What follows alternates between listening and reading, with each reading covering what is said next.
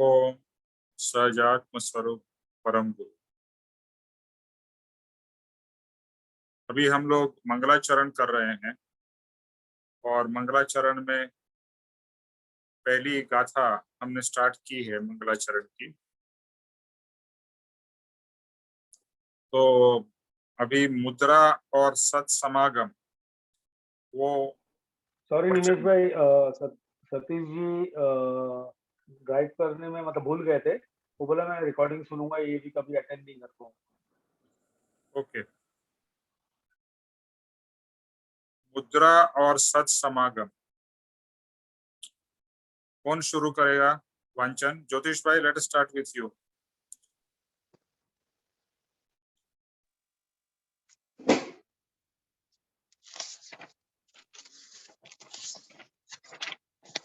अहो श्री सत्पुरुष के वचनामृतम जगहित करम मुद्रा अरु सत्समागम सुति चेतना जागृत करम। मुद्रा अरु सत्समागम, सत्पुरुष की जो मुद्रा है वह और उनका सत्समागम यानी उनके संपर्क में जितना ज्यादा से ज्यादा रहें, तो इन दो कारणों से अर्थात उनकी मुद्रा और सत्समागम से गिरती वृत्ति स्थिर रहती है। आत्मा जब विभाव में अन्य भाव में चला जाता है अर्थात आत्म स्वभाव से अलग विभिन्न हो जाता है, तब सत्पुरुष की मुद्रा का दर्शन करके अथवा आंख बंद करके चिद आकाश में उनकी मुद्रा देखते हुए तुरंत ही स्मृति हो जाती है कि अब आत्मा को इस तरह विभाव में अन्य भाव में संसार भाव में बिल्कुल उलझने नहीं देना है। आत्मा जब अपने स्वभाव के विरुद्ध बाहर निकले, लक्ष्य के बिना विभाव में ही रहे, तो उसे आत्मा का भटकना कहते हैं। जैसे कि कोई व्यक्ति कुछ हेतु से घर के बाहर जाए, कोई वस्तु खरीदने जाए, किसी खास काम के लिए जाए, तो यह कहते हैं कि काम के लिए गया है, बिना वजह घूमने नहीं गया है। ओके, बस यहाँ तक ही। हाँ ओके यार, बताइए।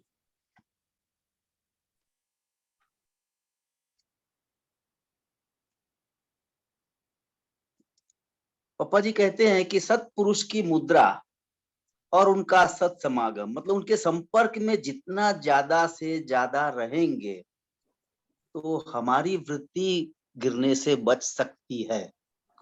अभी विभाव में मतलब जब आत्म भाव में नहीं है, जब हम आत्मा को याद नहीं करते हैं और संसार की प्रवृत्तियों में खो जाते हैं या संसार की प्रवृत्ति में उलझ जाते हैं, आत्म भाव में नहीं है, तो उसको पापा जी कहते हैं कि वो आत्मा का भटकना कहते हैं उसको। कि जैसे कि कोई व्यक्ति कुछ सांसारिक काम से बाहर जाए, कोई वस्तु खरीदने जाए या किसी और काम से जाए, तो हम कहते हैं कि वह घूमने नहीं गया है, काम से गया है। उस तरीके से जनरली जब भी मतलब हम आत्म भाव में रहते हैं, स्वभाव में रहते हैं, तो अपने भाव में है।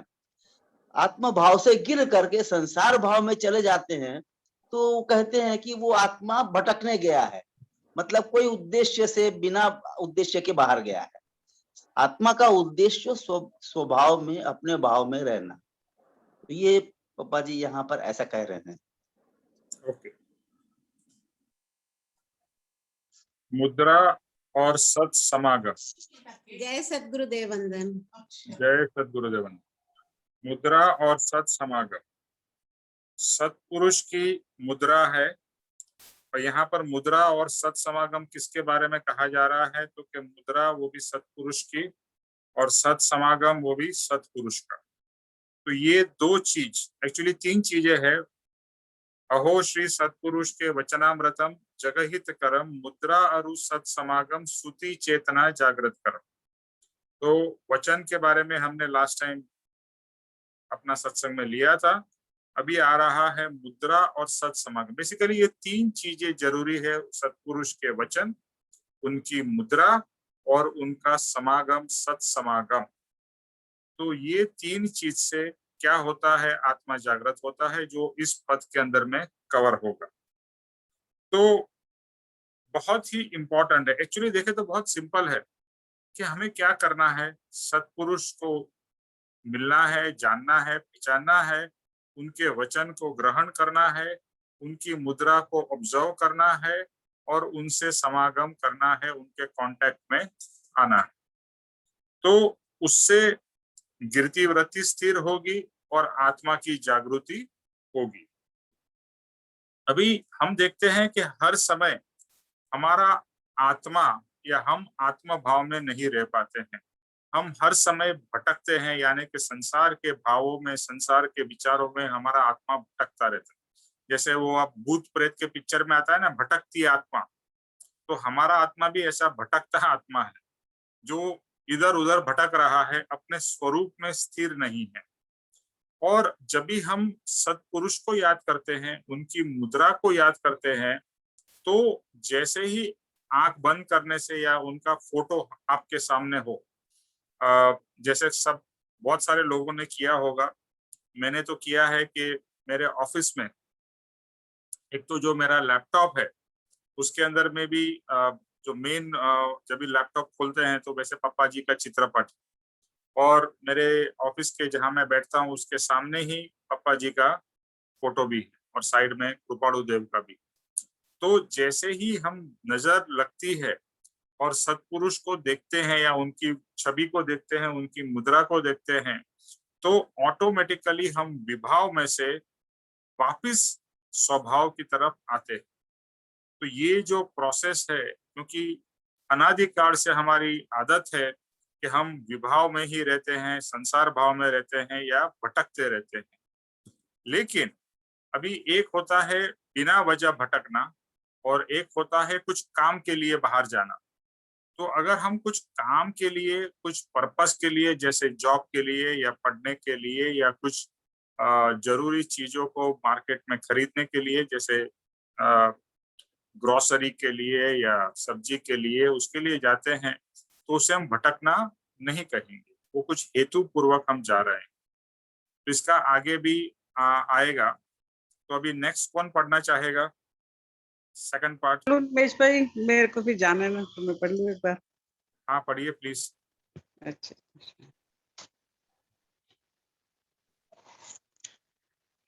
हम संसार में हैं, देहधारी हैं, इसलिए संसार के कार्य, देह धर्म के कार्य तो आत्मा को करने ही पड़ेंगे। संसार के ये सब कार्य मन वचन काया से हो और उपयोग लक्ष्य आत्मा पर रहा करता हो, ऐसा नहीं कह सकते कि आत्मा भटकने गया है, वृत्ति गिर गई है, यो भी नहीं कह सकते। लेकिन मायाजाल भयंकर है, इसलिए अत्यंत जागृति रखकर संसार के कार्य करने हैं। वृत्ति गिर ना जाए, इसका अखंड लक्ष्य रखना है। फिर भी वृत्ति गिर जाए तो गिरती वृत्ति स्थिर रखे। सद्गुरु के वचन मुद्रा और समागम जीव की गिरती वृत्ति को स्थिर रखते हैं। गलत जगह पर समय गंवाकर बहुत सारे कर्मों की बढ़ोतरी, उन कर्मों का गुणन मल्टीप्लिकेशन हो, ऐसा अब जीव नहीं करता। ओके, और आगे पढ़ूंगी बस। बोलिए निमेश भाई। जैसे कि हम इस संसार में रहते हैं, तो हम शरीर में हैं, तो हमें के सारे कार्य बाहर भी है, भी कार्य करने के लिए जाना ना पड़ता है।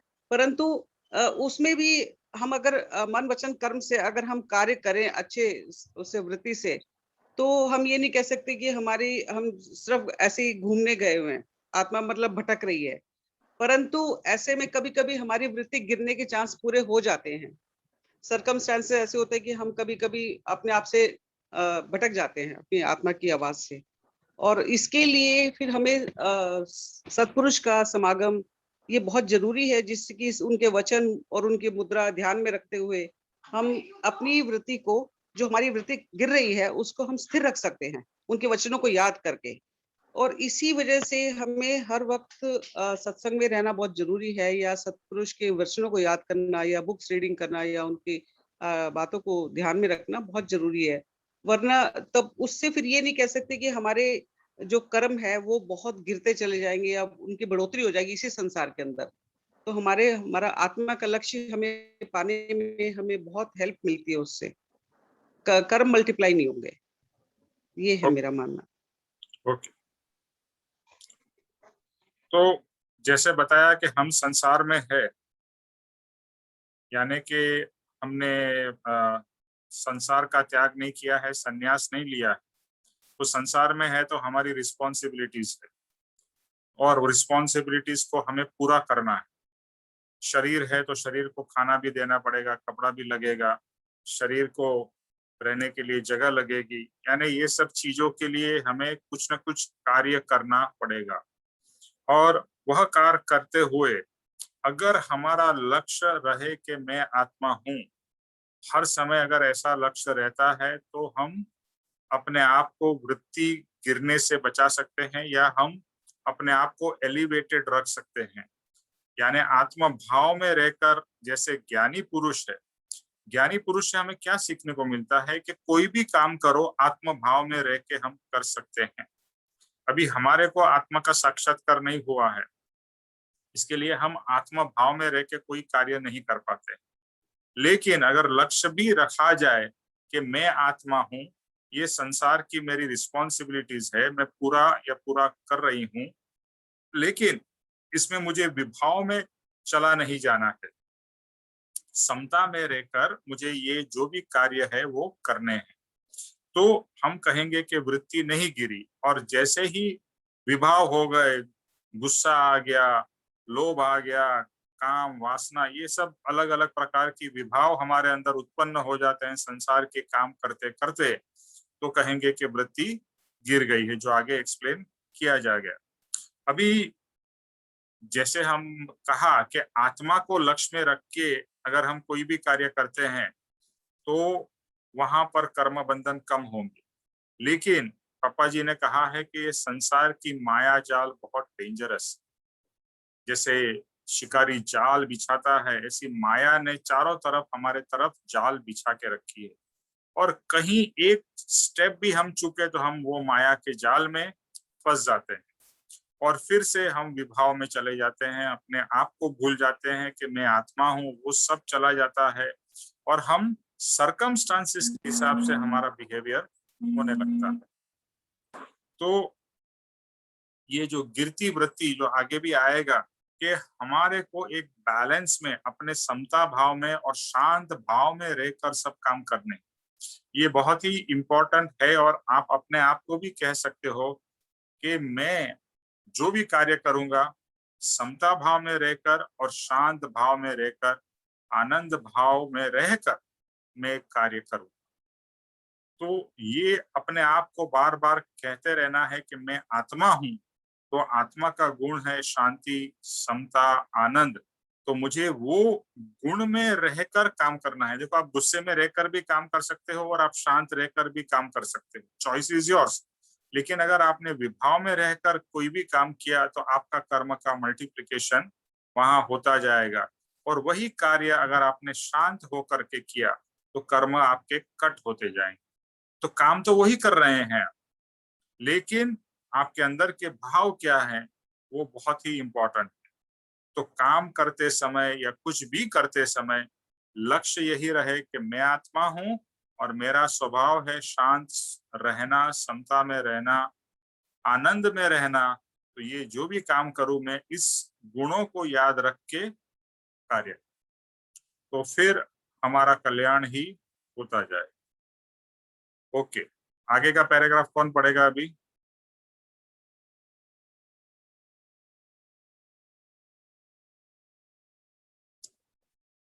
चलिए, बी रेडी फटाफट।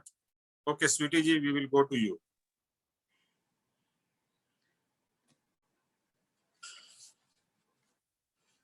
इस तरह संसार की प्रवृत्ति करते करते अब संसार बढ़े, इस रीत से जीव प्रवृत्ति नहीं करता, लेकिन संसार घटे इस रीत से संसार की प्रवृत्ति करता है, अर्थात गिरती वृत्ति स्थिर रखे।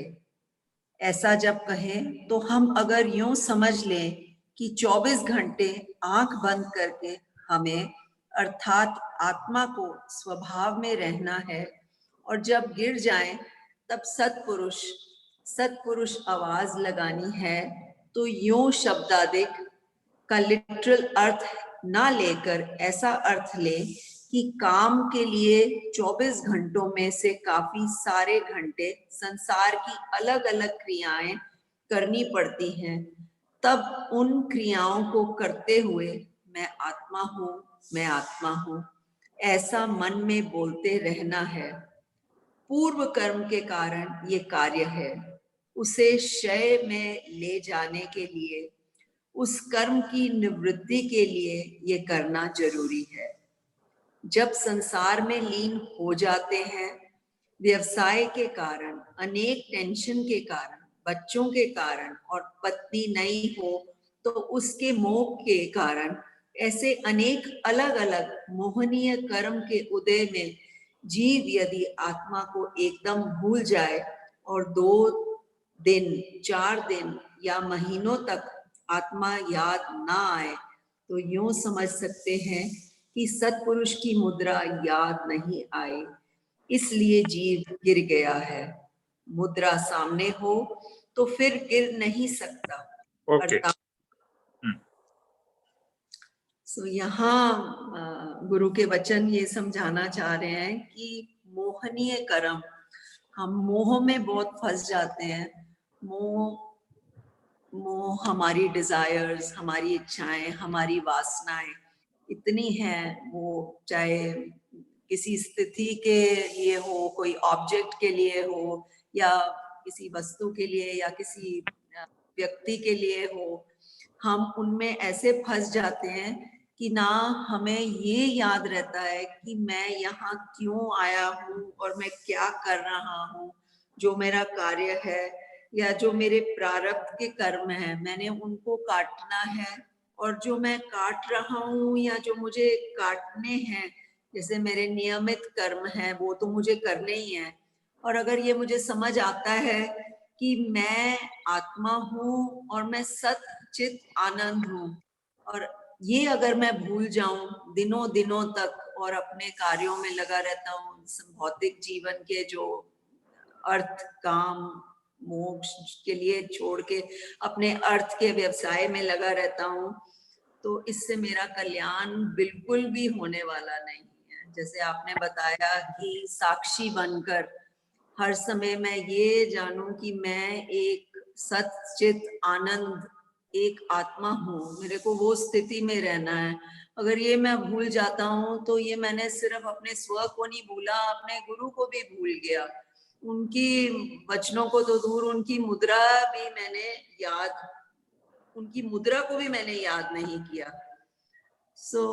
उनका दर्शन, उनकी जो हमारी परसेप्शंस हैं उनके प्रति, मतलब कहीं ना कहीं बार बार, चाहे हम रटन करें तो रटन करते करते करते हमारा कल्याण होने वाला है। अदरवाइज अगर हम मोह की निद्रा में फंसे रहे तो इससे हम जीव का कल्याण बिल्कुल भी होने वाला नहीं है।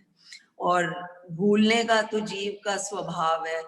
अगर जब तक हम किसी हायर गोल के साथ अटैच नहीं होते तो हमारी मुक्ति तो बिल्कुल भी पॉसिबल नहीं है। So we have to attach ourselves to guru के वचन, उनके कहे हुए वचन। आई थिंक हर समय हमारे स्वभाव में ऐसे स्थित होने चाहिए जैसे हमारी सांसें हमारे शरीर के साथ जुड़ी हुई हैं, ऐसा मेरा मानना है।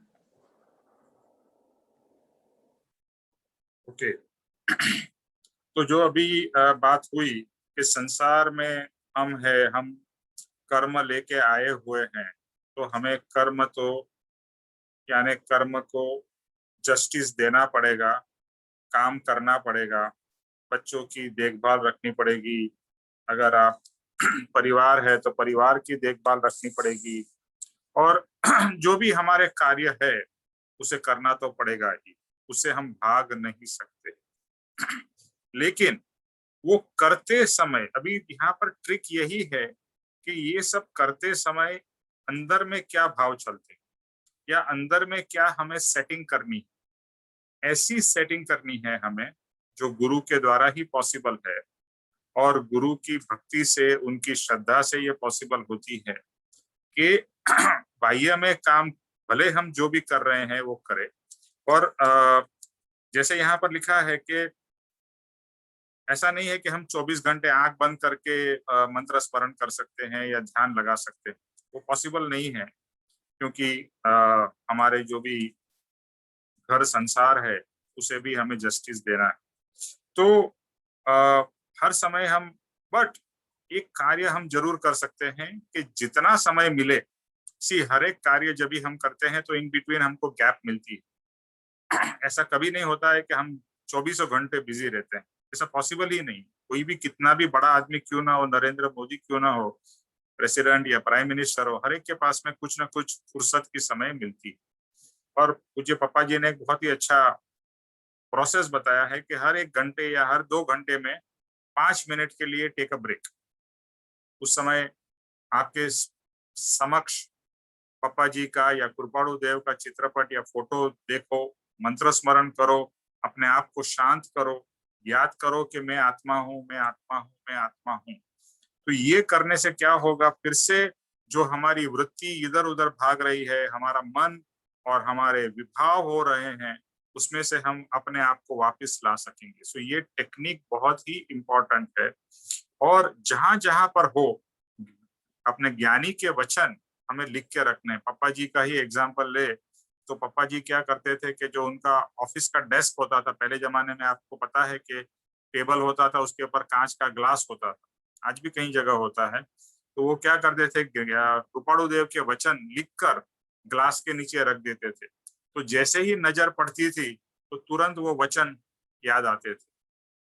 या उंगली में धागा बांध के रखते थे, जैसे ही हाथ देखा तो धागा दिखाई दिया तो याद आएगा ये धागा किसके लिए बांधा है, मैं आत्मा हूँ, याद रखने के लिए।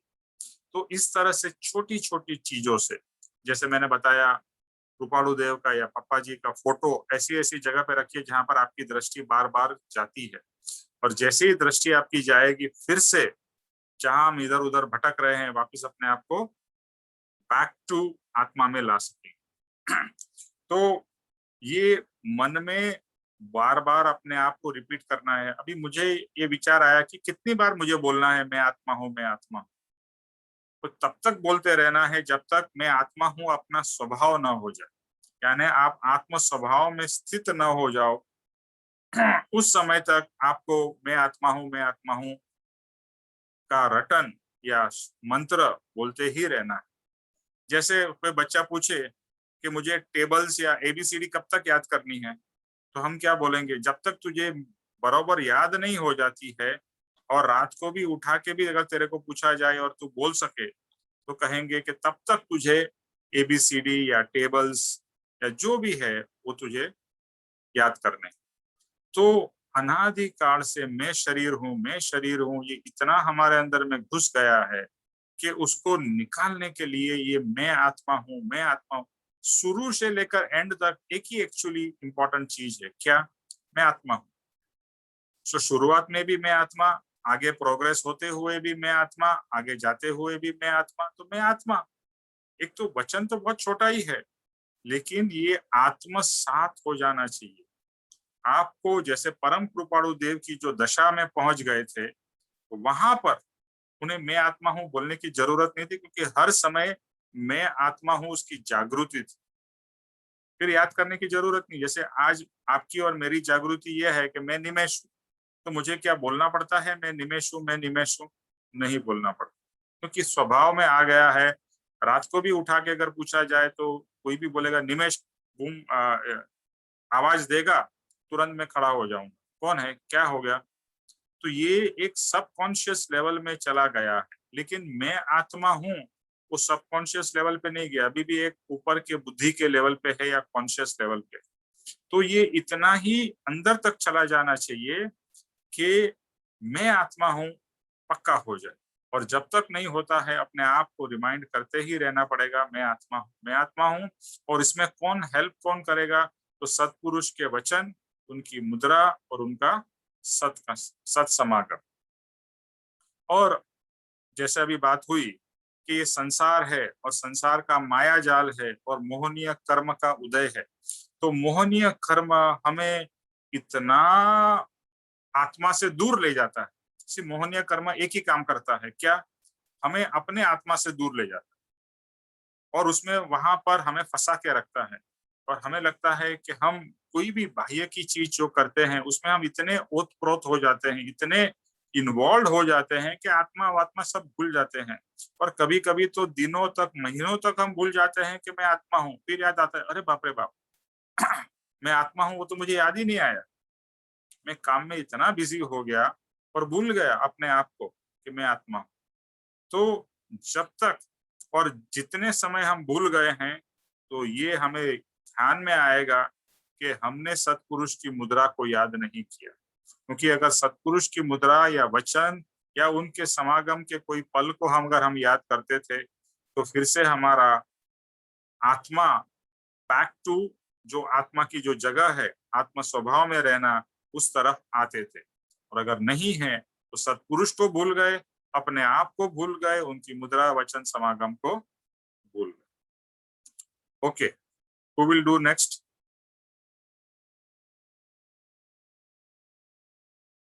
रामदास। जय सत्यम। जय सर। मुद्रा सामने हो तो वह गिर नहीं सकता, अर्थात इस तरह मुद्रा के स्मरण मात्र से भी आगे हो, आगे जैसे कहा उस तरह के से सत्पुरुष का अत्यंत ऐसा महत्व जीव जब वेदन करता है, तब उसकी मुद्रा के अद्भुत रहस्यों का जीव ने निधि ध्यासन कर लिया होता है। फिर सत्पुरुष की मुद्रा इस तरह बल देती है, लेकिन अगर उस मुद्रा का हृदय से अवलोकन करके निधि ध्यासन न किया हो तो इस मुद्रा का कोई अर्थ नहीं। आज जगत में हजारों करोड़ों लोग अलग अलग धर्म के अंदर अलग अलग भगवान को याद करके उनके भजन गाते हैं, धर्म करते हैं, परंतु मुद्रा में इतना ज्यादा योग बल है और कितना उसका महात्म्य है, यह समझ अगर ना हो तो वो सिर्फ पत्थर की पूजा है, चित्र की पूजा है। आगे भी पढ़ो क्या? नहीं बस, नहीं यहाँ यहाँ जीव को मीन्स ऐसा बताया गया है कि मीन्स मुद्रा का महत्व कितना है, सत्पुरुष की मुद्रा का महत्व इतना है कि जब अपन संसार में जब मोहनीय कर्म से अपन अटक जाते हैं, अपनी जो वृत्ति गिर जाती है, तो वो टाइम अपन खाली उनका मुद्रा का ये कर लेते हैं, अद्भुत रहस्यों का जीवन में मुद्रा का निधि ध्यासन करते हैं। सत्पुरुष की मुद्रा इस तरह बल देती है कि वो मुद्रा का हृदय से अपन अवलोकन करेंगे तो अपने को, जो आज तक जगत में हजारों करोड़ों लोग जो अलग अलग धर्म के लोग हैं, वो भगवान को याद करते, भगवान को याद करते करते वो भजन गाते, धर्म की अनेक अनेक पूजा करते हैं, पर उससे उनको योग बल नहीं मिलता है। वो एक कार्य में अटक जाते हैं, जो भी क्रिया में अटक जाते हैं, वो पत्थर की पूजा करते हैं ऐसा लगता है। पर सत्पुरुष की मुद्रा का जब निधिध्यासन करेंगे तो उसका महत्व समझ में आता है। नहीं तो जो अपन पूजा करते वो पत्थर की पूजा व चित्र की पूजा ऐसा ही कहा जाता है। इसलिए सत्पुरुष की मुद्रा के लिए यह बहुत महत्व दिया है। ओके।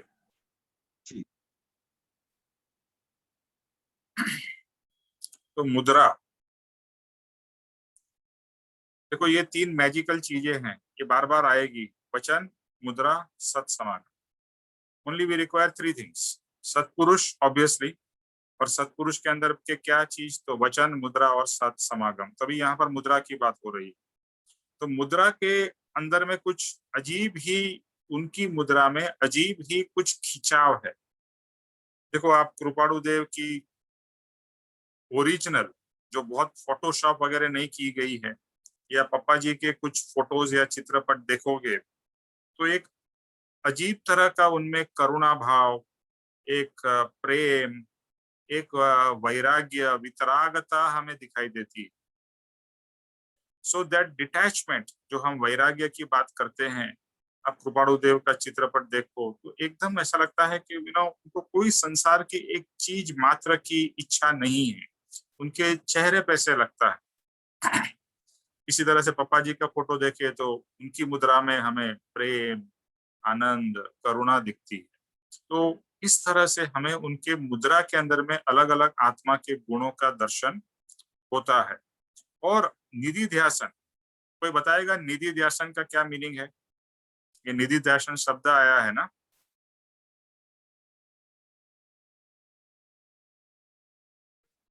विषय निधि ध्यान मैंने ध्यान में नहीं हुआ क्या? अपने निधि के ध्यान में रहना, हर नहीं टाइम यहाँ पर आत्मा के ध्यान में रहना। नहीं, यहाँ पर आत्मा के ध्यान की बात नहीं हो रही है, सत्पुरुष की मुद्रा का निधि ध्यासन की बात हो रही है। हाँ, तो मतलब सत्पुरुष जो है वो इतने अंदर के भाव में रहते हैं, उनके वो उनका सत्पुरुष जो है वो अपने उनके देखो तो उनका मतलब अपने आत्मा के अंदर ही वो रहते हैं हर टाइम। ओके, और कोई बताएगा? आपका माइक।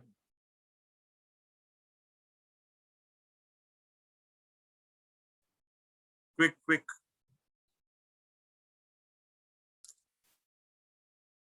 आई एम श्योर आप लोगों ने निधि ध्यासन शब्द तो काफी बार सुना है, तो ये इंपॉर्टेंट शब्द है यहाँ पर, निधि ध्यासन।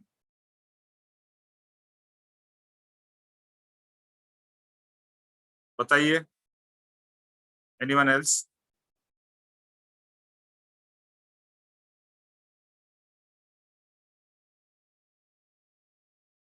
यहाँ पर एक्चुअली दिया भी है कि हृदय से अवलोकन करना, हृदय से अवलोकन करना। अभी हम देखते कैसे हैं? आंख से देखते हैं ना, तो आंख से देखने को हम देखना कहेंगे, लेकिन निधि ध्यासन क्या है? तो निधि ध्यासन मीन्स हृदय से देखना, यानी आत्मा से देखना या हृदय से देखना उनको। जैसे कोई प्रेमी और प्रेमिका होती है तो वो एक दूसरे के चेहरे को देखते ही रहते हैं।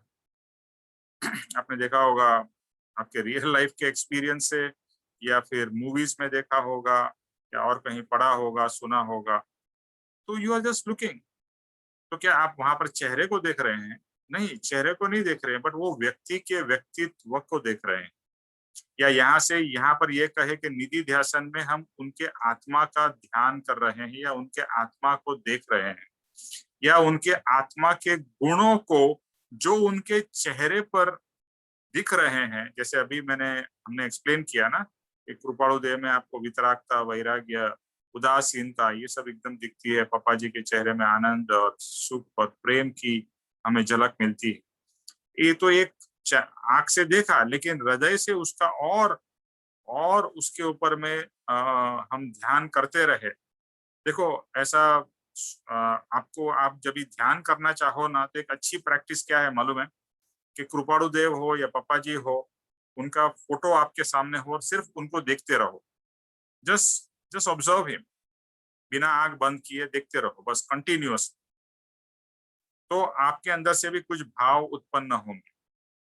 और the more closely you observe, या अंदर के आत्मा के भाव से जैसे हम उनको ऑब्जर्व करेंगे, तो एक आत्मा के ऊपर में उनकी छवि हमारे ऊपर में, जैसे पहले के जमाने में फोटोग्राफ होता था ना रील पे, तो फोटो लिया तो रील के ऊपर में वो आ जाता था, फिर उसको डेवलप करते थे।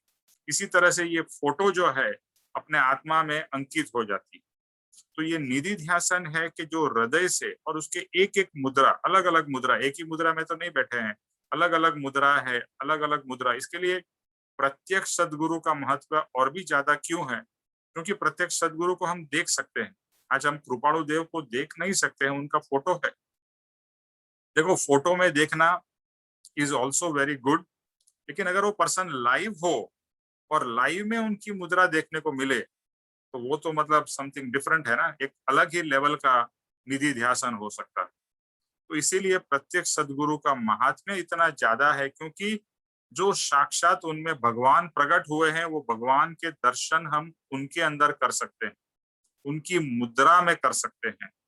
और आज तक हर कोई, और वो मुद्रा से योग बल या उस मुद्रा से हमारे आत्मा को पावर मिलती है। हमारा आत्मा उनकी मुद्रा देख के जागृत होता है। देखो ये उसका पावर है। अगर उनकी मुद्रा देख के आपके अंदर में कोई फर्क नहीं पड़ता है, तो वो मुद्रा भी आपने हृदय से अवलोकन किया ही नहीं, सिर्फ एक एज अ फोटो उसको देखा है। लेकिन निधि ध्यासन जो है, वो अंदर से एक भाव से उनकी तरफ देखना है, उनको उनका ध्यान करना है, उनके चेहरे के हाव भाव को जानना, पहचानना और अंदर में उतारना है, तो उसे हम निधि ध्यासन कहेंगे। और वो निधि ध्यासन आत्मा से होता है या हृदय से होता है। आत्मा शब्द को न भी गिने तो हृदय से होता है, यानी इट्स अ कनेक्शन। ये निधि ध्यासन से हमारा आत्मा उनके आत्मा से कनेक्ट हो रहा है, तो ये निधि ध्यासन। Okay, so it is a very powerful process, जिससे हम एक दूसरे से, यानी हम गुरु से कनेक्ट हो रहे हैं। वरना ज्यादातर लोग मंदिर में जाके पूजा करते हैं, वो भी भाव से ही करते हैं, लेकिन अगर वहां पर कनेक्शन नहीं होता है, तो जैसे पापा जी ने क्या कहा कि सिर्फ एक पत्थर की या फोटो की पूजा हो रही। जो निधि ध्यासन है, जो मुद्रा का अवलोकन है, वह अभी क्या होता है, अभी जैसे हम मंदिर में जाते हैं, राम कृष्ण शिव महावीर जो भी हम बोले, उनकी जो ओरिजिनल फोटोज तो हमारे पास है नहीं, तो एक आर्टिस्ट की इमेजिनेशन से बनाया हुआ मूर्ति है। लेकिन यहाँ पर हमारे लिए सबसे बड़ा एडवांटेज ये है कि आज हमारे पास में कृपाणु देव की ओरिजिनल फोटो से निकाली हुई फोटो है, तो वे ही लुक वी कैन सी, तो वो एक बहुत बड़ा एडवांटेज है। और उससे ज्यादा एडवांटेज है पूज्य पप्पा जी जो प्रत्यक्ष हमारे लिए हैं, वो हमारे लिए लाइव मौजूद है, या उनके अलग अलग फोटोज भी मौजूद है, या अगर जब भी आप उनकी वीडियोस या डीवीडीज वगैरह देखते हैं, तो you can see him, you can see his expression, you can see उनके भाव, तो उसका निधि ध्यासन हो सकता है। और वो निधि ध्यासन हमारे आत्मा के जागृति में बहुत ही इंपॉर्टेंट पार्ट प्ले करता है। ओके, नेक्स्ट कौन पढ़ेगा? किसके पास में बुक है? जिन्होंने पढ़ लिया वो नहीं, तो जिसने नहीं पढ़ा है उसमें से किसके पास में बुक है?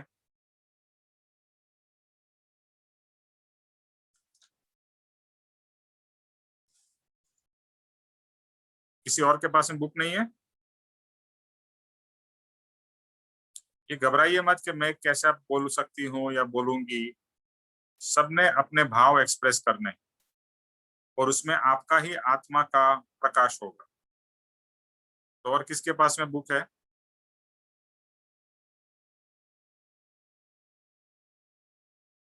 अच्छा, सुनीता जी आप है कि चले गए?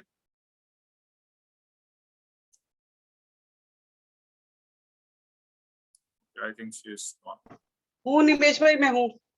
अच्छा, आप पढ़ना चाहते हो तो आपको फिर से चांस मिलता है। अच्छा,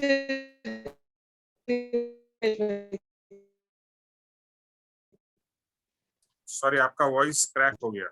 हाँ जी निमेश भाई, एक मिनट, एक निमेश भाई, मैं जरा स्टैंड पे लगा फोन को।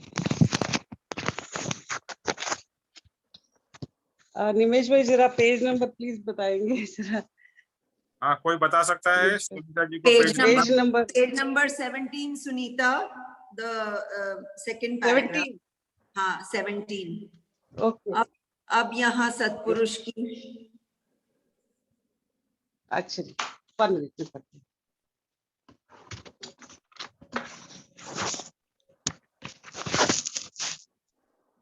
सॉरी, हाँ जी दिनेश भाई पढ़। हाँ पढ़िए।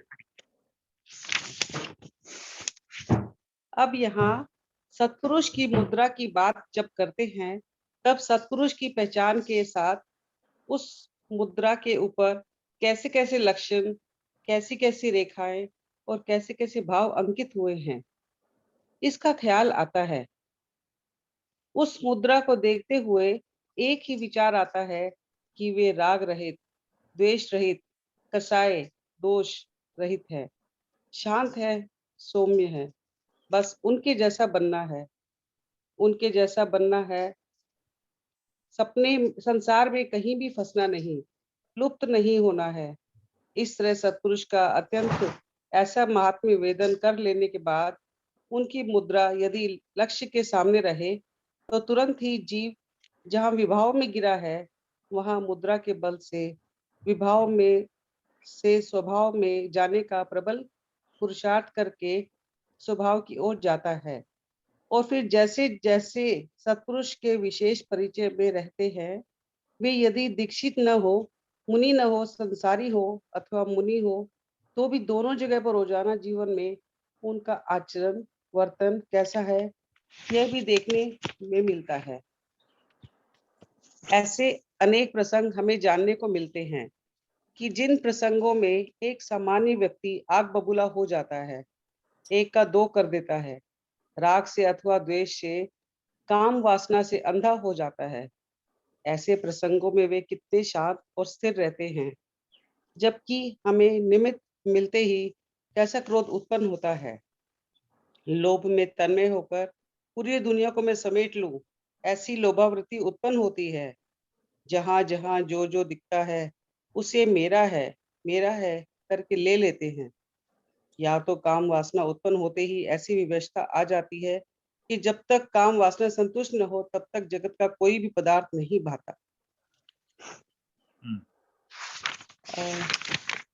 निमेश भाई, ये कि जैसे हम सत्पुरुष का जो वो करते हैं, समागम करते हैं और उनको हम फॉलो करते हैं, तो उसमें हमें उनकी जब हम जज करते वॉच करते रहते हैं कि वो किस मुद्रा में बैठे हैं, कितने शांत है, उनको द्वेष नहीं होता, उनको किसी से अत्यंत प्रीति नहीं होती है, कि वो भेदभाव नहीं करते हैं, तो जो उनके चेहरे पे जो शांत रेखाएं होती हैं वो हमें कितना अट्रैक्ट करती है। उस वक्त हम सोचते हैं कि काश मैं भी ऐसा बन जाऊं। तो उसके लिए मतलब क्योंकि हम तो एक संसारिक प्राणी हैं, हम तो एक मिनट में कोई किसी ने हमें मान नहीं दिया, इज्जत नहीं दी तो हम क्रोधित हो जाते हैं और आग बबूला होकर हम भूल जाते हैं कि हमारी मर्यादा कितनी है। तो ये संयम हमें सदगुरु के समागम से ही मिलता है कि हमें कितना शांत रहना है और संसार की जो संसारिक वस्तुएं हैं उसमें हमें कितना मोह रखना चाहिए, कितना द्वेष भाव करना चाहिए, नहीं करना चाहिए। ये सब सीखने का हमें सदगुरु के उसमें ही मिलता है, सानिध्य में मिलता है आकर के। और कुछ तो जगह अगर सत्पुरुष भी ऐसे होते हैं कि अगर वो दीक्षित नहीं हो, मुनि न हो, संसारी और अथवा मुनि हो, तो भी दोनों जगह जीवन में उनका आचरण कैसा है वह भी देखने को मिलता है। ऐसे प्रसंग भी होते हैं कि मतलब हर तरह के गुरु भी हैं, तो ये हमें समझना है कि हमें कैसे उनको जज करके और हमें अपने आप को उनको फॉलो करके हमें अपने आप को कैसे चेंज करना है इस संसार के अंदर और हमें अपने लक्ष्य की तरफ कैसे बढ़ना है आगे। ओके,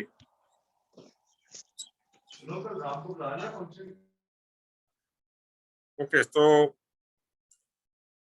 यहाँ पर मुद्रा और समागम दोनों का बात हो रहा है। तो मुद्रा में ऑलरेडी हमने काफी बात कही, तो यहाँ पर वही चीज का एक और एक्सप्लेनेशन है आगे और विवरण ज्यादा है कि जब भी हम उनको देखते हैं सत्पुरुष को, तो उनके सिर्फ रेखाएं नहीं देखते हैं उनके चेहरे की, लेकिन उसके द्वारा हमें ये दिखाई देता है कि वो कितने शांत है, राग से रहित है, द्वेष से रहित है।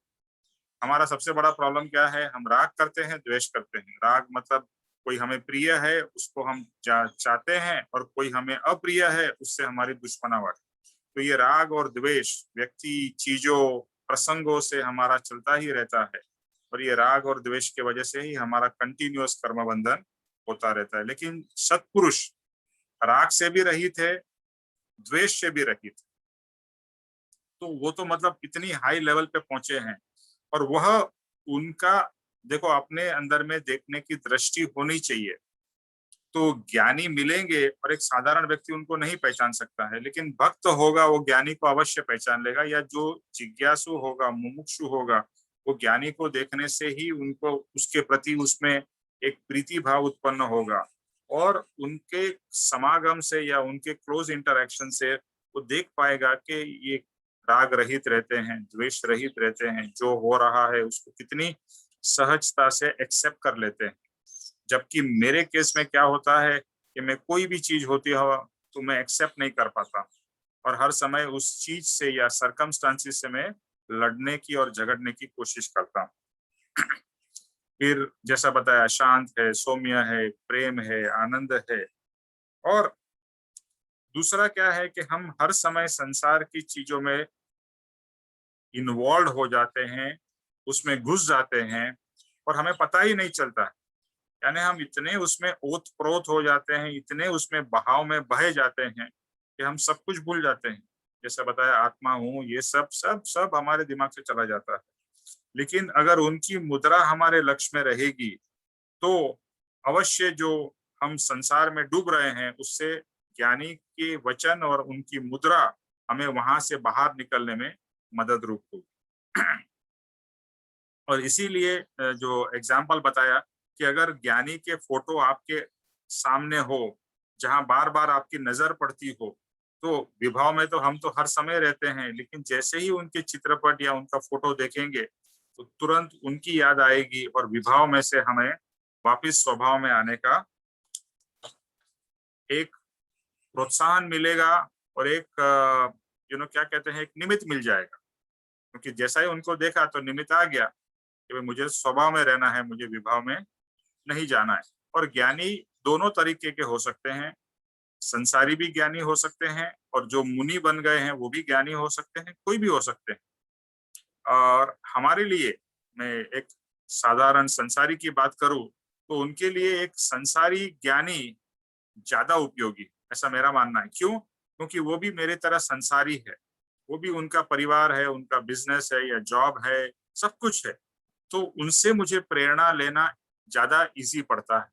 हम उसे मैं देख सकते हैं और हम उनसे रिलेट कर सकते हैं। अच्छा, उनके भी बच्चे हैं, उनकी भी पत्नी है, उनके भी परिवार है, तो वो परिवार वालों से किस तरह से इंटरेक्ट करते हैं, क्या राग से या द्वेष से? देखो, हम अपने परिवार वालों से कैसे इंटरेक्ट करते हैं, इधर राग करते हैं या द्वेष करते हैं। जिनसे राग करते हो उनसे द्वेष भी हो जाता है, जिन पत्नी को आप प्रेम करते हो उस पत्नी से आपका झगड़ा भी होता है, गुस्सा भी आता है, बहुत अनबन भी हो जाती है। तो ये वही चीज हम उनमें ऑब्जर्व करें तो वो, जैसे मैंने कुछ समय पहले बताया था कि पूज्य पापा जी और उनके जो पत्नी अभी नहीं है, मम्मी जी हम उन्हें कहते थे, तो पापा जी और मम्मी जी का जो रिलेशनशिप था वो इतना प्योर था, इतना अद्भुत था। जैसे राम और सीता या कोई भी हम जोड़ी शिव पार्वती की कहे, देखो हमने स्टोरीज में सुना है, लेकिन अगर हम रियल में वो जोड़ी को समक्ष देख सके और किस तरह से एक दूसरे के साथ में उनका वर्तन होता है और कितनी अद्भुत उनकी ट्यूनिंग है, वो देखने से ऐसा लगता है वाओ। तो यानी सीइंग इज बिलीविंग, है ना? वो देखो और जानो तो लगता है कि हाँ, मुझे भी ऐसा पति बनना चाहिए या मुझे भी ऐसी पत्नी बननी चाहिए। सिर्फ यहाँ पर आत्मा की ही बात नहीं है, बट व्यवहार की भी बात आ जाती है कि व्यवहार में भी मुझे किस तरह से रहना है। और कोई भी प्रसंग जब भी होता है या कोई भी सिचुएशन होती है तो हम तो सिचुएशन के गुलाम। ये बात पहले भी काफी बार आ चुकी है कि हम सिचुएशन के गुलाम है। जैसा सिचुएशन हमें नचाता है हम वैसा नाचते हैं। सिचुएशन हमें हंसाएगी तो हम हंसेंगे, सिचुएशन हमें रुलाएगी तो हम रोएंगे, सिचुएशन हमें गुस्सा कराएगी तो हम गुस्सा करेंगे, सिचुएशन हमें लोभ कराएगी तो हम लोभ करेंगे। यानी we are slave to our situation, या हमारे परिस्थिति के हम गुलाम हैं। और ज्ञानी उन परिस्थिति के गुलाम नहीं। यही बहुत इंपॉर्टेंट बात है जो हमें ज्ञानी से सीखने को मिलती है, और वो जब भी लाइव हो तो वो बहुत ही इम्पैक्टफुल होती है। तो हमारे अंदर में देखो, मेरे जीवन में कुछ प्रॉब्लम आता है, हाउ डू आई रिएक्ट?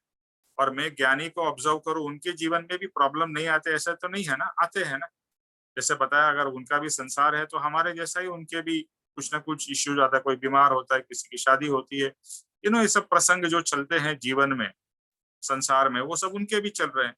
लेकिन वो किस तरह से उस सिचुएशन के समय बिहेव करते हैं, कितने वो निर्लेप है या लेप गए। हम देखते हैं कि वो सब कुछ करते हुए भी निर्लेप है और मैं छोटी से छोटी चीज करते हुए भी मैं उसमें लिपट जाता हूँ, चिपक जाता हूँ, अपने आप को पूरा भूल जाता हूँ, होशो हवास मेरे चले जाते हैं। देखो कहीं भी कुछ भी हो, आप ड्राइविंग कर रहे हो और आपकी गाड़ी का किसी दूसरे गाड़ी से एक्सीडेंट हो गया, क्या होगा? तुरंत आप उतरोगे, झगड़ा करने लगोगे, मारामारी पे उतर आओगे, वो भी उतर आएगा। बस यानी सिचुएशन हुई और हमारा बॉम्ब फूट गया। और वही सिचुएशन में ज्ञानी कैसे हैं, अगर हम उनको ऑब्जर्व करते हैं तो वो हमारे ही जैसे सिचुएशन या सिमिलर सिचुएशन में किस तरह से उनका बिहेवियर है, वह ऑब्जर्व करने से हमारे को बहुत प्रेरणा मिलती है।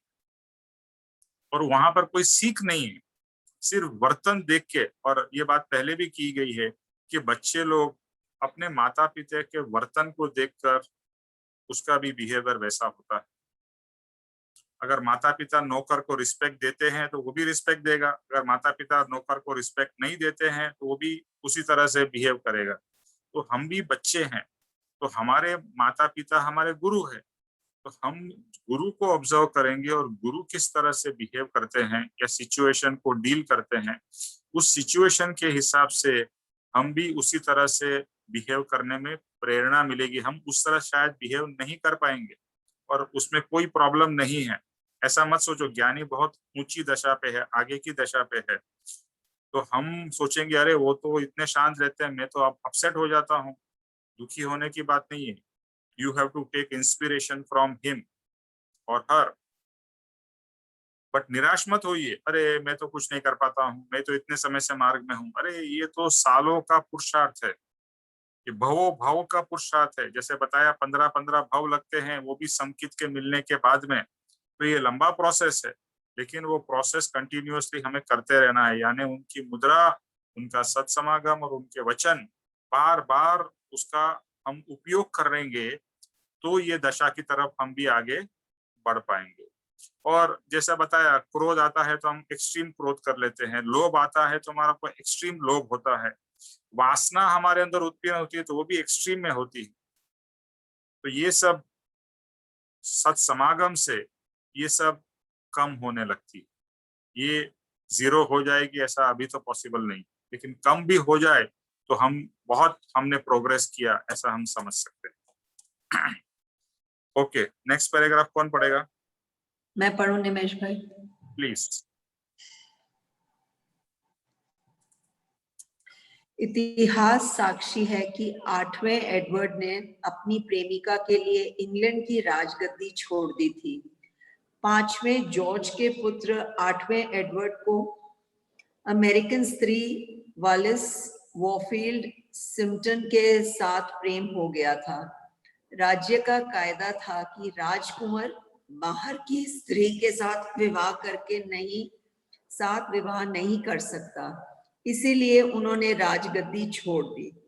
जिस राज्य में सूरज कभी डूबता ना था, ऐसा चक्रवर्ती जैसा राज्य उन्होंने छोड़ दिया था। ये सब तो पुद्गल है, पुद्गल द्रव्य की बातें हैं। कहने का आशय ये है कि जिसे जितना ज्यादा प्रेम है, लेकिन यदि वह प्रेम आत्मा पर हो तो तीनों लोगों का राज्य भी कुर्बान कर सकते हैं। अगर आत्मा मिलता है तो तीनों लोक का राज्य भी नहीं चाहिए।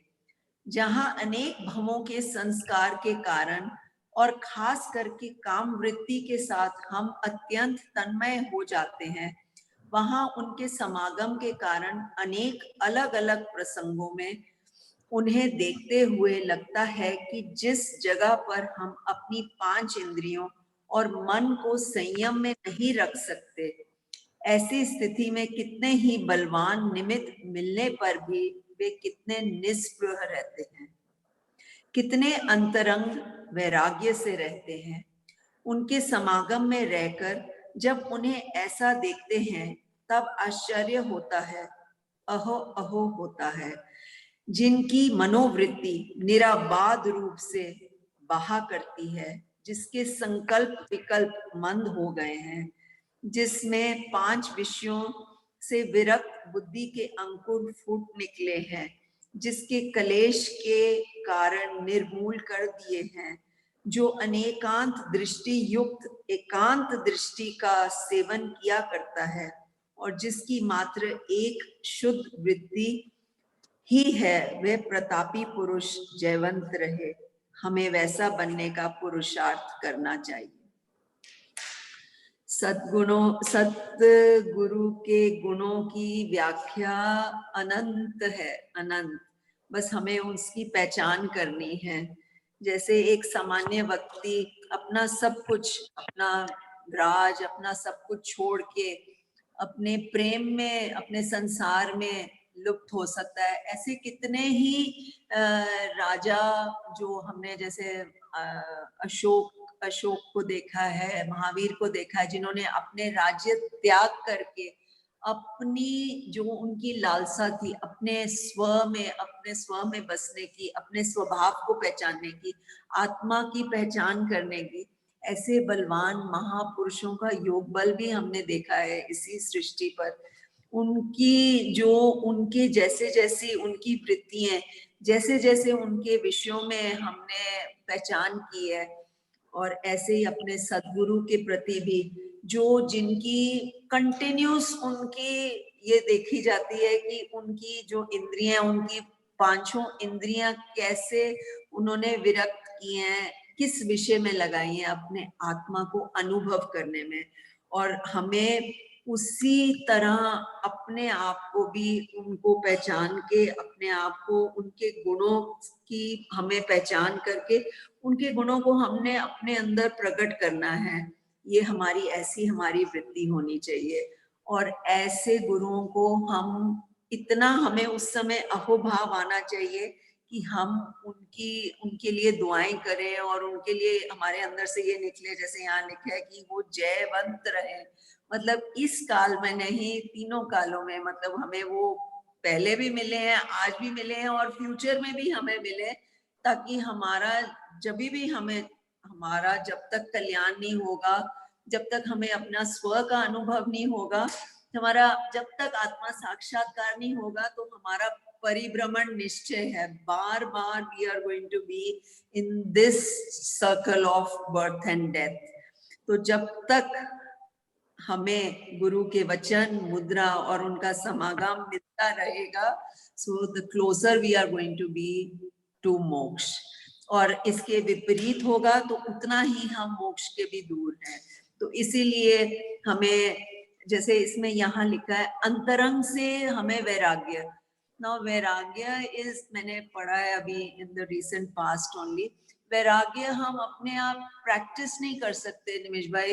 It is the effect of Vivek. Unless and until हम डिस्क्रिमिनेट कर सकें तो हमारे अंदर वैराग्य उत्पन्न होगा। जैसे हमारी विवेक काम करेगी तो हमारा वैराग्य बढ़ेगा, और जैसे वैराग्य बढ़ता जाता है तो हमारी शुद्धता का प्रोसेस बढ़ता जाता है। We are coming closer to शुद्ध भाव।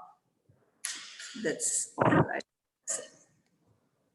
ओके, तो पहले तो यहाँ पर पूज्य पप्पा जी ने हिस्ट्री का एग्जाम्पल दिया है कि 8th एडवर्ड, इंग्लैंड का जो राजा था, उसने अपने प्रेमिका के लिए पूरा राजपाट भी छोड़ दिया। तो जैसे स्वीटी जी ने भी कहा, ऐसे काफी एग्जाम्पल्स। तो prem is very strong, love is very very powerful. और जब इस सच्चा प्रेम होता है तो उस समय मटेरियलिस्टिक चीजों की वहां पर तुलना नहीं होती है, कंपैरिजन नहीं होती है। जैसे इन्होंने पूरा राज छोड़ दिया। ओके, इसी तरह से ऐसा प्रेम हमें सत्पुरुष के प्रति होना चाहिए कि ऐसा प्रेम हो कि सत्पुरुष के लिए हमें कुछ भी छोड़ना पड़े तो हमारी तैयारी, मतलब हमारा जो भी है, जिसे हम कहते हैं ना अर्पणता। अर्पणता क्या है? Arpanata means everything I put it in your charan. आपके चरण कमल में मैं सब कुछ मेरा न्यौछावर कर देता हूँ। तो ये है अर्पणता, अर्पणता कर दी। तो इसी तरह से जैसा यहाँ पर संसार का एग्जाम्पल है, वैसा ही अगर हम इसको परमार्थ में कन्वर्ट कर सके कि परमार्थ में हम इसीलिए सदगुरु के प्रति उतना हमारा प्रेम हो, उतना हमारा लगाव हो, सब कुछ छोड़ने के लिए हम तैयार हो जाएंगे। अभी दूसरी तरह देखें कि संसारी जीव जो है वो हमेशा क्या है, हमेशा 5 इंद्रियों और उसके भोग में ही डूबा हुआ है। यानी संसारी, मैं दूसरे की बात नहीं कर रहा हूँ, वो हमारी बात हो रही है। हम कभी भी संसारी सोचते हैं, अपने आप को अलग सोचते हैं, लेकिन आज के दिन हम भी 5 इंद्रियों के भोगों में पूरी तरह से डूबे हुए हैं। और वही सेम सिचुएशन में सत्पुरुष होते हुए वो निष्प्रुह है। ऐसा नहीं कि वो खाना नहीं खाते हैं, ऐसा नहीं कि वो मिठाई नहीं खाते हैं, ऐसा नहीं कि वो अच्छा भोजन जैसे हम करते हैं वैसा नहीं करते, वो भी करते हैं, खाना पीना सब करते हैं। जैसे बताया, अगर वो संसारी है तो हमारे जैसा ही वो सब करेंगे, लेकिन अंतरंग से कितना निष्प्रुह है, यानी there is no attachment, devoid of any attachment. अच्छा हो रहा है, बुरा हो रहा है, कोई फर्क ना पड़े। और जब भी मैं अपने आप को ही देखता हूँ तो लगता है कोई भी चीज थोड़ी अच्छी हो गई तो हम हवा में उड़ने लगते हैं, और थोड़ी चीज खराब हो गई तो हम फुस हो जाते हैं। तो हमारे अंदर में ये अप एंड डाउन कितना चलता रहता है। तो वहां पर उस समय में वो पूरे निष्प्रुह है, उनके हाव भाव में अच्छा हुआ तो भी फर्क नहीं पड़ता है, या बुरा हुआ तो भी फर्क नहीं पड़ता है। और जब भी हम ये ऑब्जर्व करते हैं, देखो ये जैसा हमने पहले बताया, सीइंग इज बिलीविंग। जब भी हम रियल में ये अनुभव करते हैं और देखते हैं उनके अंदर में कि उनकी जैसी शांति थी पहले, जो इवेंट होने के पहले भी वैसी शांति थी, इवेंट कितना भी खराब हुआ या अच्छा हुआ, उसके वजह से उनकी शांति या उनकी मुद्रा में या उनके अंदर के भाव में कोई ज्यादा फर्क नहीं पड़ा। इसका मतलब ये नहीं कि वो जड़ हो गए हैं, वो तो बहुत ज्यादा चैतन्यवंत है। he can understand and he can appreciate, but that does not affect उनका अंतरंग। उनका अंतरंग एकदम शुद्ध, साफ, स्टेडी, जो समता भाव कहते हैं, शांत भाव कहते हैं, उसी भाव में रहते हैं। तो कुछ भी हो जाए वो अडोल रहते हैं, अडग रहते हैं। वो जो है वो रियल लाइफ में जब भी हम देखते हैं, मैंने शायद ये एग्जांपल बताया भी हो, but it is worth repeating here, कि एक बार हम पापा जी के साथ में जमशेदपुर गए थे, और जमशेदपुर से हम लोग ट्रेन से वापस आने वाले थे, वहां पर शिविर थी। तो मैं उस समय नया नया, एकदम नया भी नहीं था, कुछ समय हो गया था, मार्ग में थे, और ट्रेन कलकत्ता से आती थी।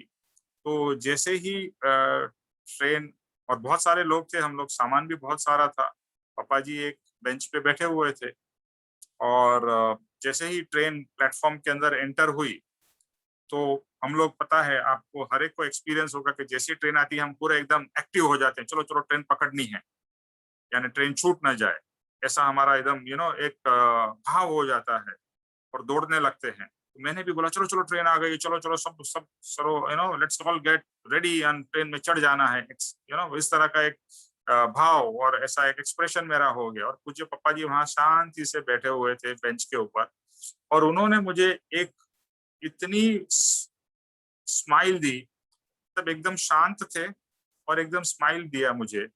वो स्माइल ने इतना मुझे समझा दिया कि तू क्यों इतना हाई हो कर रहा है, ट्रेन आई है, ट्रेन रुकेगी, उतनी टाइम रुकेगी, उसमें हम चढ़ जाएंगे।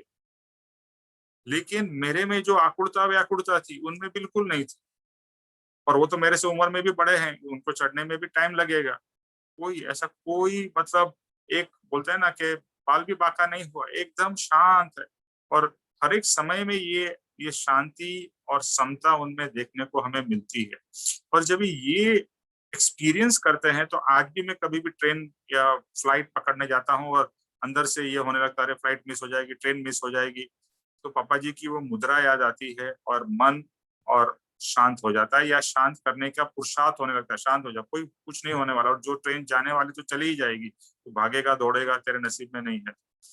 तो वहां पर एक अपने आप को हम वापस शांत कर सकते हैं, वो इंसिडेंट या मुद्रा को याद कर, तो तभी उनके प्रति अहो अहो होता है कि ऐसा मुझे बनना है, मुझे ऐसा ज्ञानी के अंदर में जो गुण है ऐसा मुझे प्राप्त करने हैं।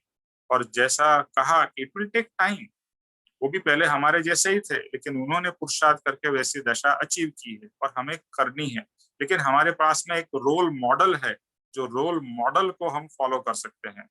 और यहाँ पर एक पूरा डिटेल में जो लिया है उसको मैं थोड़ा और विशेष से एक्सप्लेन करता हूँ कि निराबाधता से जिसकी मनोवृत्ति वहा करती है या बहा करती है। निराबाध मतलब वहां पर कोई बाधा नहीं है, कंटिन्यूअस एक उनकी वृत्ति, मनोवृत्ति क्या है, एकदम शांत वृत्ति चला रही है। जैसे अभी पापा जी का जो एग्जाम्पल बताया कि एक शांत वृत्ति चली आ रही है, या एक समता भाव, आनंद भाव एक कंटिन्यूअस है। जैसे नहीं है कि जैसे हमारे केस में होता है कुछ होने से ऊपर नीचे होता है, बाकी ठीक है, लेकिन उनमें तो कुछ हो तो भी वैसी मनोवृत्ति चलती है। निराबाध, यहाँ पर क्या लिखा, बिना बाध किए उनकी अंदर की आत्मा की जो शांति और आनंद है वो वैसा ही चलता रहता है। फिर लिखा है नेक्स्ट, संकल्प विकल्प जिनके मंद हुए हैं। संकल्प और विकल्प मंद हो गए हैं। हमारे अंदर में निरंतर संकल्प विकल्प, अरे ऐसा होना चाहिए था, ऐसा क्यों नहीं किया, अरे मुझे ऐसा करना है, तुझे ऐसा करना चाहिए था। ये जो संकल्प विकल्प हमारे अंदर में निरंतर चलते रहते हैं, वो संकल्प विकल्प उनके मंद हो गए, जीरो नहीं हुए। जीरो तो मोक्ष होगा तभी होंगे। 5 विषयों से विरक्त उनके बुद्धि के अंकुर फूटे हैं। यानी 5 विषय, जो 5 इंद्रियों के विषय है, उससे अलग उनके अंदर में आत्मा के अंकुर प्रकट हुए हैं या फूटे हैं या ब्लॉसम हुए हैं। तो वहां पर 5 इंद्रियों के जो भोगने की जो लालसा है वो खत्म हो गई, वहां पर बिल्कुल विरक्त हो गए हैं। देखो, ज्ञानी को अच्छा चीज मिले या बुरी चीज मिले उससे कोई फर्क नहीं पड़ता है, अगर वो सच्चे ज्ञानी है। और हमारे अंदर में क्या होता है, हमें कुछ अच्छी चीज, जैसे खाना का ही एग्जांपल लीजिए, अगर खाना अच्छा मिला तो हम वाह वाह वाह वाह हो जाते हैं, और अगर खाना ठीक नहीं मिला, नमक ज्यादा है या मिर्ची कम है या व्हाटएवर मसाला बराबर नहीं है, तो हमारा अंदर से किचकिच शुरू हो जाता है, ये तो आज खाना बराबर नहीं बनाया, या खाना ऐसा बनाया, रोटी जल गई, ऐसा वैसा।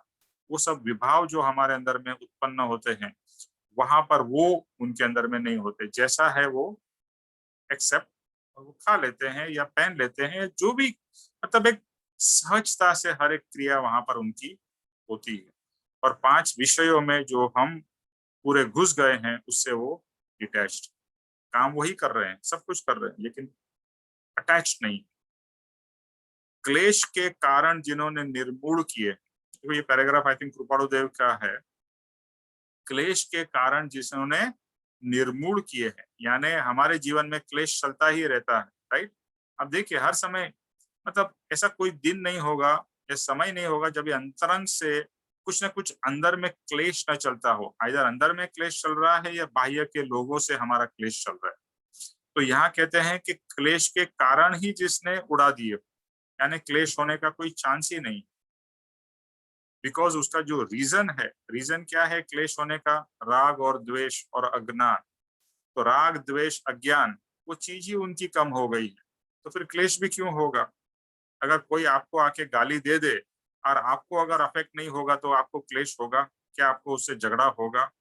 लेकिन आपका ईगो या अहम इतना पावरफुल है, तो उसने तो गाली तो दूर की बात, उसने कुछ थोड़ा इधर उधर भी बोल दिया तो आप अपसेट हो जाओगे, आप उससे झगड़ा कर बैठोगे, आप क्या ना क्या कर बैठोगे, और उसके बारे में घंटों तक सोचते रहोगे, कभी कभी दिनों तक सोचते रहोगे। वो अपने दिमाग में से जाएगा ही नहीं, उसने मेरे साथ में ऐसा किया ऐसा किया। तो ये सब क्लेश के कारण है। तो ये सब क्लेश के कारण जिन्होंने निर्मूल कर दिए। फिर है अनेकांत दृष्टि युक्त एकांत दृष्टि है। बहुत अच्छा वचन लिखा है, जैसे पता है कृपाणु देव का वचन है, उसकी अनेकांत दृष्टि है, यानी हर एक एस्पेक्ट को वो एक्सेप्ट करते हैं, समझते हैं। तो अनेकांत दृष्टि है।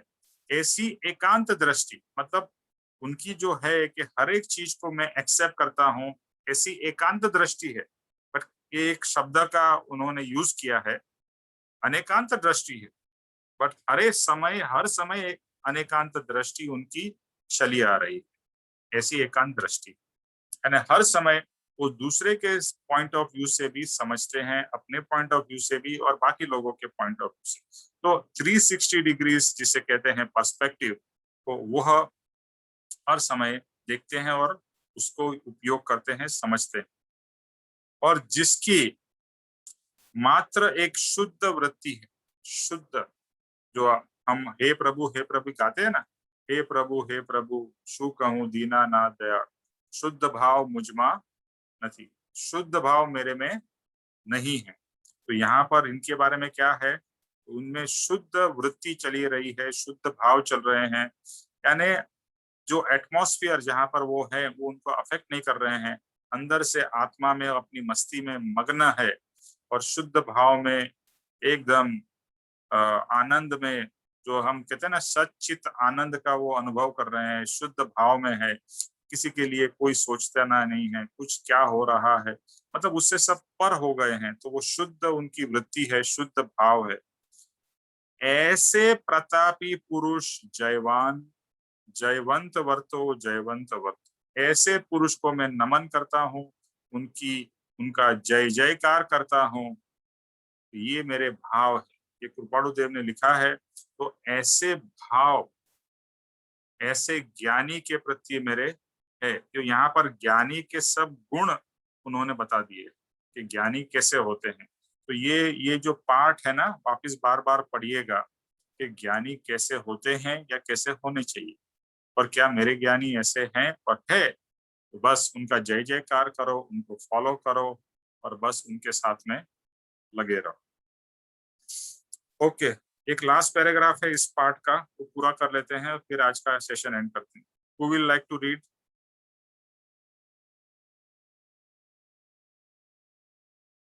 सविता जी, आपके पास में बुक है?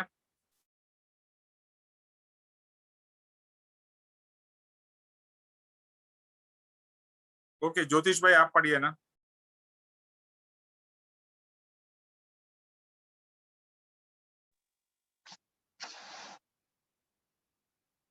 परम कृपालु देव का एक वचन है, देवांगनाओं की काम क्रीड़ा प्रत्यक्ष निहारते हुए भी जिन्हें विकार के बदले विशेष विशेष वैराग्य वर्धमान होता है, ऐसे ज्ञानी पुरुषों को कोटि कोटि नमस्कार नमस्कार। ऐसे जो पुरुष हैं, उनके समागम में जब किसी प्रसंग में हमने उन्हें देखा हो, तब हमें आश्चर्य होता है कि वह कैसे उनके समागम से काम क्रोध मान माया लोभ ऐसे संसार के तीव्र उदय में उनकी कैसी और कितनी समता रहती है। यह जब याद रहे तब परम कृपालु देव के वचन याद आते हैं कि सत्पुरुष कहते नहीं करते नहीं, फिर भी उनकी सत्पुरुषता निर्विकार मुख मुद्रा में निहित है। अर्थात सत्पुरुष की मुद्रा की स्मृति से उनके पूरे जीवन पर लक्ष्य जाता है और एक एक प्रसंग याद आता है। ऐसे प्रसंग में ऐसा वर्तन करता हूं और सत्पुरुष इस रीत से वर्तन करते हैं। सत्पुरुष जिस रीत से वर्तन करते हैं वही मोक्ष का मार्ग है। मेरे लिए वह ग्रहण करने योग्य है। जब जब तीव्र बलवान ऐसे मोहनी कर्म के कारण संसार में तीव्र राग अथवा देश भाव से अथवा किसी भी कषाय भाव से अनुरक्त रहता है, तब सत्पुरुष की मुद्रा और समागम वहां से उसे खींचकर स्वभाव स्थिति में स्थिर करते हैं अथवा उसे उसके आत्मा का लक्ष्य कराते हैं।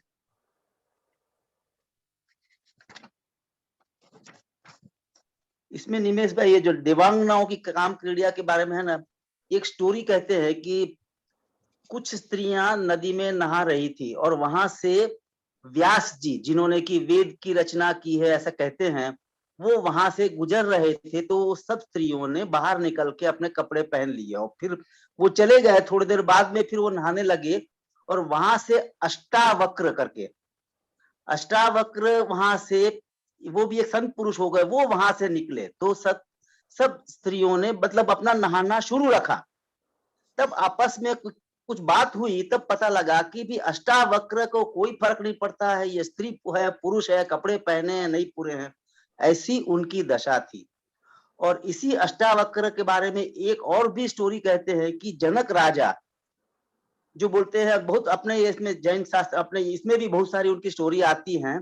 उनके यहाँ एक बार अष्टावक्र गए थे और पहले नारद जी भी गए थे। तो नारद जी और जनक राजा की पत्नी रानी, वो दोनों झूला झूल रहे थे और अष्टावक्र बीच में, अष्टावक्र और नारद जी झूले में बैठ करके झूल रहे थे और कुछ सत्संग कर रहे थे। तो रानी आकर के उनके बीच में बैठ गई। अभी नारद जी को संकोच हुआ, लेकिन अष्टावक्र को बिल्कुल भी संकोच नहीं हुआ।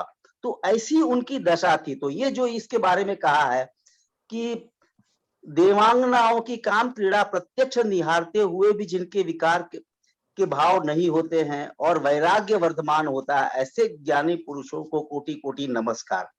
तो यही अपने को भी अपनी दशा भी टटोलना है और ऐसे ही अपने को करना है। और दूसरा, सत्पुरुष कहते नहीं, करते नहीं, फिर भी उनकी सत्पुरुषता निर्विकार मुख मुद्रा में ही रहती है। मैं जनरली अपने पॉकेट में अभी तक रखता था, फोटो रखता था पापा जी का। जब भी कुछ ऐसा कुछ घटना हुई और ऐसा लगा कि विभाव में नॉर्मल रूटीन से हट करके कुछ आगे पीछे हुआ, ऐसा लगा, तो उनकी फोटो देख लिए तो मन शांत होता है। ये मेरा अनुभव, ऐसा मैं करता हूँ कई बार। और आज भी मतलब जैसे वर्किंग टेबल पे भी पापा जी और कृपालु देव की छवि रहती है। कभी भी कुछ थोड़ा सा ऊपर नीचे काम करते हैं या घर में भी या ऐसा होते रहता है, तो उनके फोटो को देख लिए तो पक्का फर्क होता है, मन शांत होता है और वो विचार संकल्प विकल्प बंद हो जाते हैं। ये अपना अनुभव से मैं ये अपना कह रहा हूँ। और मेनली यहीं पर यही देखना है कि अपने को विभाव में न जाकर के आत्मभाव में जितना हो सके उतना करें, ऐसा। ओके, सो ज्योतिष भाई आपका वीडियो और माइक बंद कर दीजिए। तो जैसा यहाँ पर बताया कि जब भी विकार के निमित्त उत्पन्न होते हैं, जहाँ पर इन्होंने एग्जाम्पल कृपालु देव का ये वचन है कि देवांगना की काम क्रीड़ा को देखकर कोई भी उत्सुक यानी उसका अफेक्ट होगा। ऐसे सिचुएशन में जो ज्ञानी पुरुष है उसका वैराग्य बढ़ता है। एक नॉर्मल का काम वासना बढ़ती है नॉर्मल व्यक्ति की, और ज्ञानी की वही चीज देखकर उनका वैराग्य बढ़ता है। तो ये कितनी अद्भुतता है कि एक विभाव में जाता है, काम वासना में चला जाता है जो चीज देखकर, और दूसरे ज्ञानी पुरुष वही चीज देखकर उनकी प्रगति होती है, उनका वैराग्य बढ़ता है, कम नहीं होता है, बढ़ जाता है। क्योंकि उनको ये सब लगता है कि ये सब चीजें व्यर्थ है और ये सिर्फ शारीरिक है, इसमें आत्मा का अकल्याण है और मुझे इससे मुक्त होना है, मुझे उसमें कुछ लेना नहीं। जैसे ज्योतिष भाई ने अच्छा अष्टावक्र का एग्जाम्पल बताया। और दूसरा, जैसे अभी हमने ऑलरेडी काफी डिस्कस कर लिया कि क्रोध, मान, माया, लोभ, विकार जो भी है, ज्ञानी को वही हमारे को उत्पन्न होते हैं और ज्ञानी को वही सिचुएशन में उत्पन्न नहीं होते हैं। और ज्ञानी को कोई बोध देने की जरूरत नहीं है।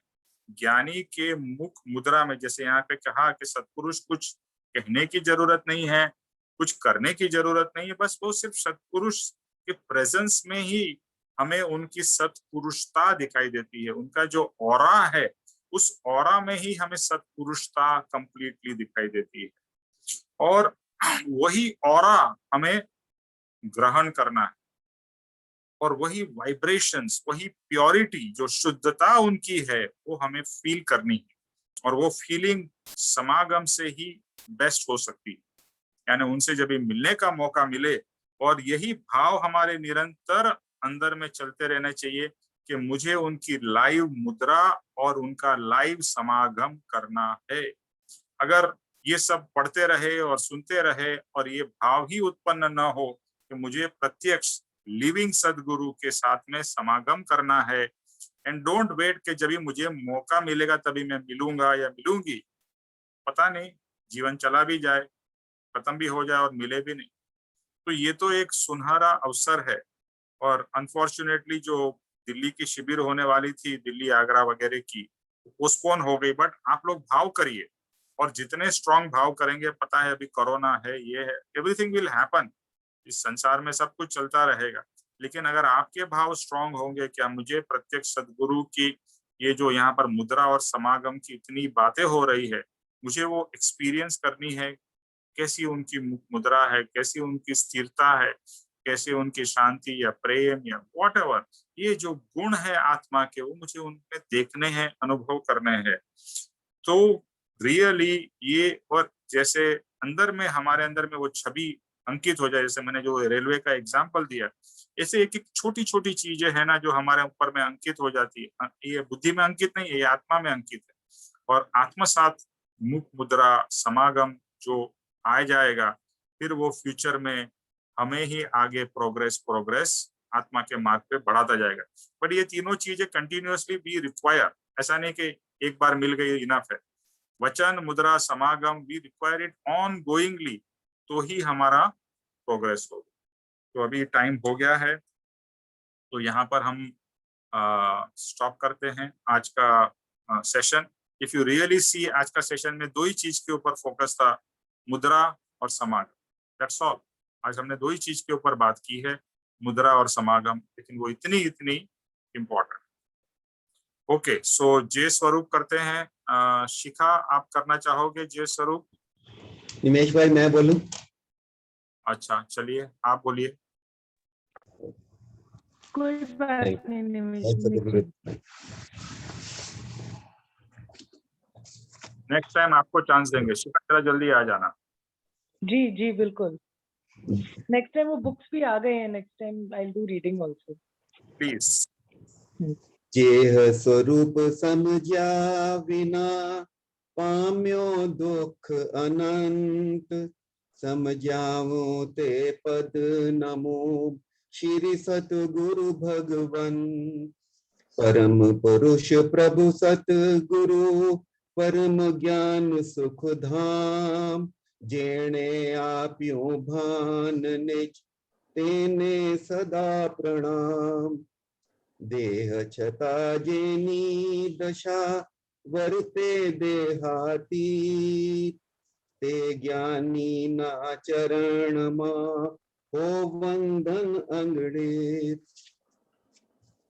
हे परम कृपालु देव, जन्म जरा मरण आदि सर्व दुखों का अत्यंत क्षय करने वाला वीतराग पुरुष का मूल मार्ग आप श्रीमान ने अनंत कृपा करके मुझे दिया।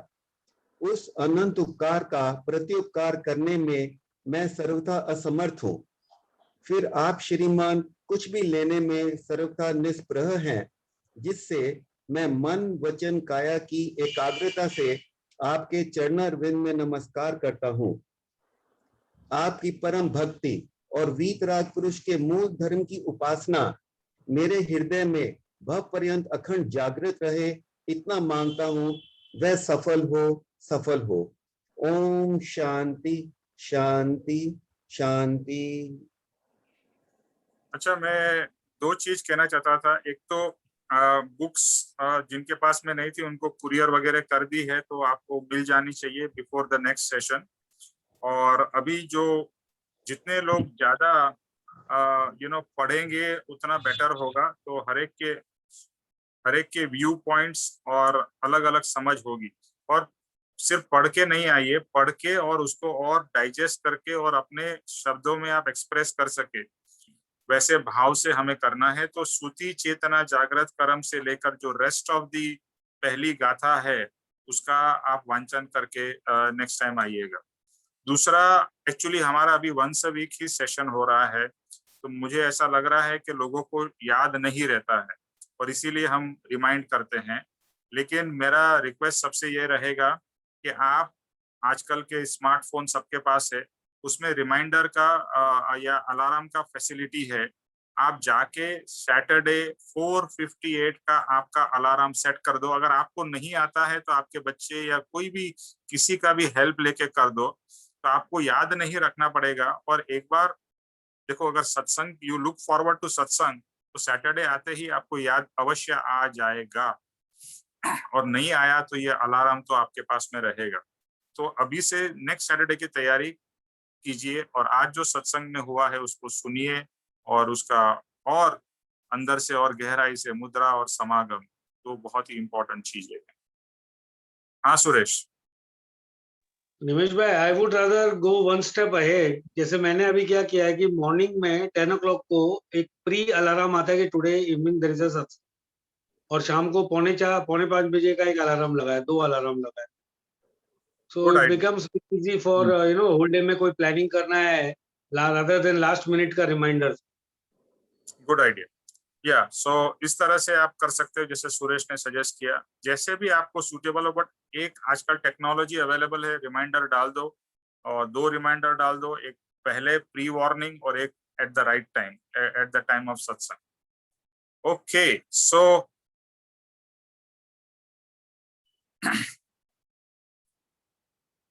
त्रिलोक के नाथ की जय जय हो। जय हो। परम कृपाणु देव की जय हो। जय हो। सदगुरु देव की जय हो। आज के आनंद की जय हो। सर्व मुक्तों के परमार्थ सिद्धांत और भक्ति की विजय हो, विजय हो, विजय हो। सबका कल्याण हो, सबका कल्याण हो, सबका कल्याण हो। ज्ञानी की कृपा से सबका कल्याण हो। सर जय सतगुरुदेव वंदन। जय सतगुरुदेव वंदन। जय सतगुरुदेव वंदन। जय सतगुरुदेव नमस् भाई। और सभी इधर को हो, आप दिखाई दे रहे हो। जय सतगुरुदेव वंदन। जय सतगुरुदेव। जय सतगुरुदेव वंदन। जय सतगुरुदेव वंदन। जय सतगुरुदेव। जय सतगुरुदेव। जय सतगुरु वंदन। तुम्हारा तुम गायब हो जाते हो बेटा, दिखाई नहीं देते हो मुझे। अंकल दिखाई दे रहा है। हाँ, अभी दिखाई दे रहा है। हाँ, अभी दिखाई दे रहा है। अरे वाह वाह वाह। निमेश भाई, आपने नेक्स्ट टाइम कौन सा बोला? और सब कुछ पढ़ के आना। हाँ, वही जो थैंक यू। आपने आज मुद्रा और आपने नेक्स्ट टाइम क्या मुद्रा ना? मुद्रा और समागम हो गया है, उसके आगे वाला पढ़ना है। सूती चेतना जागृत करम, कीर्ति वृत्ति स्थिर रखे, दर्शन मात्र से निर्दोष है। वो वाला पाठ पढ़ के आना है। ठीक है। पढ़ के आइएगा, तैयारी करके आइएगा सब लोग। थैंक यू निमेश भाई। Thank you sir, thank you. Thank you.